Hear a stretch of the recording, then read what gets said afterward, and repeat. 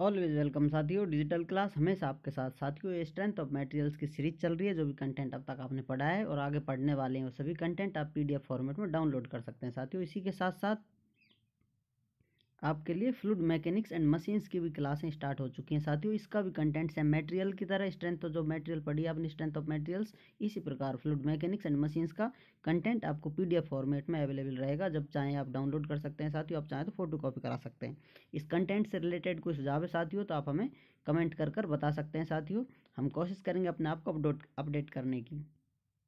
इससे पिछली वीडियो में साथियों हम जान चुके हैं फ्री लेंथ क्या होती है स्प्रिंग की, सॉलिड लेंथ क्या होती है, और इसी प्रकार साथियों कंप्रेस्ड लेंथ क्या होती है। इनको किस प्रकार आप और फॉर्मेट में चेंज कर सकते हैं, इस प्रकार रिलेशन है इनका।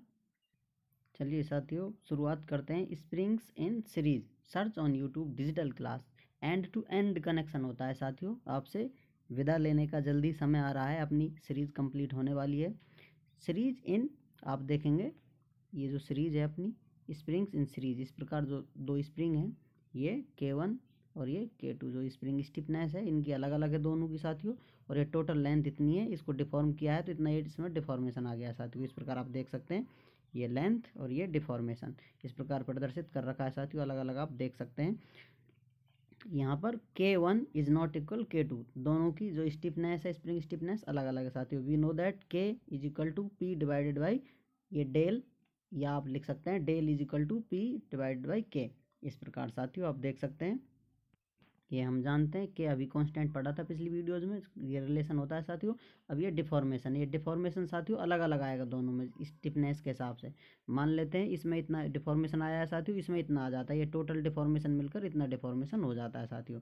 इस प्रकार इन दोनों स्प्रिंगों में अलग अलग डिफॉर्मेशन आएगा, इसलिए इसको del 1 P divided by K1 and del 2 is equal to P divided by K2। Total deflection कितना आएगा साथियों, डिफॉर्मेशन या डिफ्लेक्शन, जिसको डेल प्रदर्शित कर सकते हैं हम, और दोनों को जोड़ देंगे डेल 1 प्लस डेल 2। इस प्रकार साथियों हमें टोटल डिफ्लेक्शन प्राप्त हो जाएगा स्प्रिंग में, जो ये डिफ्लेक्शन है कितना आया है। जो अपना टोटल डिफ्लेक्शन है उसको हम इस रिलेशन से इस प्रकार लिख सकते हैं साथियों, del is equal to P divided by KE, where KE is equivalent stiffness. आप मान लीजिए साथियों दोनों की स्टिफनेस K1 K2 है, लेकिन इसको एक स्प्रिंग आप मान कर चलें तो इतना डिफॉर्मेशन आता है, तो जो इसकी स्टिफनेस होगी साथियों, स्प्रिंग स्टिफनेस होगी, उसे KE माना गया है। ये दोनों अलग अलग हैं दोनों स्प्रिंग की, लेकिन आपको एक स्प्रिंग मान लेनी है, इसको समझ लीजिए एक स्प्रिंग है, फिर इसमें कितनी स्टिफनेस आ रही है स्प्रिंग की, तो उसको KE मान लिया है साथियों। इस प्रकार इससे अपन ये रिलेशन यहाँ पर लिख सकते हैं। अब इन तीनों को साथियों जोड़ देते हैं हम, दोनों तीनों को इसके बराबर इक्वल कर देते हैं, तो हमें ये रिलेशन मिल जाता है 1। इस प्रकार आप देख सकते हैं ये कैसे मिला है, इसको उन दोनों को जोड़ दिया है साथियों, P से P कैंसिल आउट हो जाता है इस प्रकार। तो हमें फाइनली ये रिलेशन मिलता है 1 divided by KE is equal to 1 upon KE plus 1 upon KE2।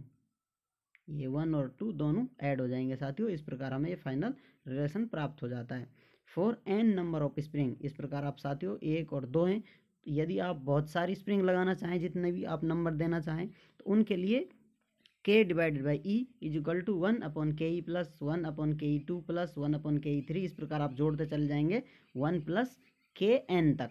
तो इस प्रकार साथियों हमें जितनी भी स्प्रिंग लगी हुई हैं सभी के लिए रिलेशन मिल गया है।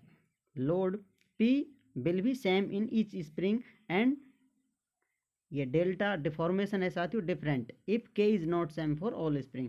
सभी की जो स्टिफनेस है अलग अलग होगी साथियों, तो सभी में जो डिफॉर्मेशन आ जाएगा, डिफ्लेक्शन आएगा, वो सभी के लिए अलग अलग होगा, और ये रिलेशन आपको बता कर देगा। चलिए साथियों अब जान लेते हैं स्प्रिंग्स इन पैरेलल, यदि इनको पैरेलल जोड़ दिया जाए स्प्रिंगों को तो क्या रिलेशन होगा, किस प्रकार इनका बिहेवियर होगा साथियों। ये स्प्रिंग है K1, इसकी स्टिफनेस है, इसकी K2 स्टिफनेस है, इस प्रकार आप देख सकते हैं।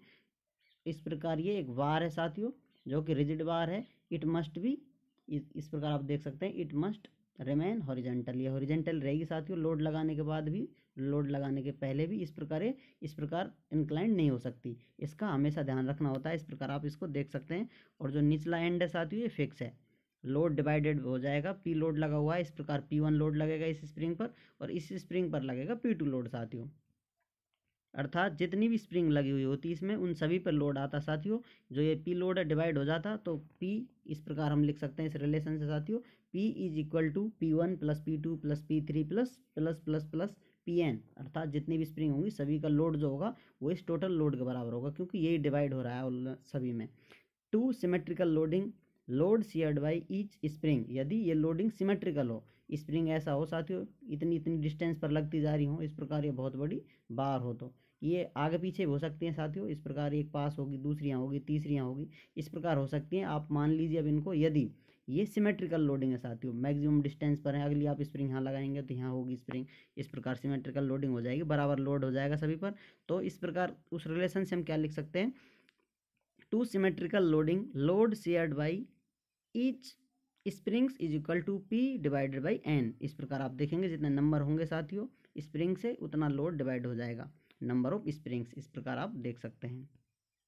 और दूसरी बात साथियों, जो अपना ये डिफॉर्मेशन है ये भी सभी में सेम होगा, क्योंकि ये हॉरिजॉन्टल बार है साथियों, एक साथ रहेगी इसमें, क्योंकि मूवमेंट इस प्रकार नहीं आ रहा है, ये जुड़ी हुई है एक दूसरे से, तो सभी में डिफॉर्मेशन सेम आएगा साथियों। इस प्रकार हम लिख सकते हैं del 1 is equal to del 2 is equal to del, जितने भी नंबर हों 1 2 3 4 5 इसके बराबर लिख दिए जाएंगे साथियों। जितना टोटल डिफॉर्मेशन आएगा उतना ही सभी में अलग अलग इंडिविजुअली डिफरेंस आप डिफ्लेक्शन देख पाएंगे। वी नो दैट, अभी ये स्टिफनेस का रिलेशन हमने पढ़ा है साथियों, वो देखते हैं। तो इस प्रकार हम लिख सकते हैं K1 is equal to P1 divide by del, क्योंकि यहाँ P अलग अलग है साथियों, डिफरेंट है, या आप P1 इज इक्वल टू लिख सकते हैं डेल K1। इस प्रकार ये रिलेशन हम लगा सकते हैं साथियों, क्योंकि हमें वो सभी लोड ऐड करने, इसलिए K2 P2 इस प्रकार सेम रिलेशन से आप लिख सकते हैं साथियों। और अपन जो इक्विवेलेंट स्टिफनेस है उसको KE is equal to P divided by del इस प्रकार लिख सकते हैं। तो हमें P जो लोड है साथियों इस प्रकार मिल जाता है, total load P is equal to KE into del, इस प्रकार ये रिलेशन मिल गया साथियों। अब सभी लोडों को जोड़ देंगे, इस प्रकार आप देखेंगे P is equal to P1 plus P2, जितने भी लोड होते सभी को यहाँ जोड़ दिया जाता है साथियों, और वो ऑलमोस्ट इसके बराबर ही रहेंगे, लास्ट में आके जितना लोड लगाया आपने उतना ही रहेगा। इस प्रकार साथियों मैक्सिमम लोड P होगा और सभी में डिवाइड होगा। तो इस प्रकार आप लिख सकते हैं इस P की जगह KE डेल, और इन P1 P2 की जगह आप लिख सकते हैं K1 del plus K2 del. इस प्रकार KE डेल से डेल कैंसिल आउट हो जाता है साथियों, ये डिफॉर्मेशन कैंसिल आउट हो गया है। तो इक्विवेलेंट स्टिफनेस कितनी है, KE is equal to K1 plus K2, जितनी भी होती साथियों सभी को जोड़ दिया जाता, और ये सभी में सेम है साथियों, डेल 1 डेल 2 डेल 3 ये सभी में सेम है, इसलिए इनको काट दिया गया है, क्योंकि आप कॉमन ले लेंगे इसको, तो ये कॉमन आकर इसको इक्वल में है, इसको काट देता है साथियों। इस प्रकार आपको equivalent stiffness K1 plus K2 मिलती जाती साथियों, जितनी इसमें स्टिफनेस लगी होती, स्प्रिंग्स लगी होती। यहाँ लिखा हुआ है KE इक्विवेलेंट स्टिफनेस, जो कि अभी आपको बताया था, if number of springs n then KE is equal to K1 K2 K3 इस प्रकार जितनी भी होती साथियों स्टिफनेस इक्विवेलेंट उनके बराबर हो जाती साथियों। ये रिलेशन हमें फाइनली प्राप्त हो गया है। You will get much stiffness in parallel than series, strain energy in spring, spring में आप स्ट्रेन एनर्जी देखना चाहें तो साथियों इस प्रकार आप देख सकते हैं, एक तरफ लोड एक तरफ डिफॉर्मेशन, जैसा कि स्ट्रेन एनर्जी हम पढ़ भी चुके हैं साथियों, इस प्रकार आप देख सकते हैं। तो ये जो एरिया बनता है साथियों, इस एरिया में जितनी एनर्जी स्टोर होती है, जो एरिया निकाल लेंगे इतनी एनर्जी इसमें स्टोर होगी साथियों, वो स्ट्रेन एनर्जी होगी इसकी। U is equal to half P into del, इस प्रकार साथियों इसकी स्ट्रेन एनर्जी हम प्राप्त कर सकते हैं।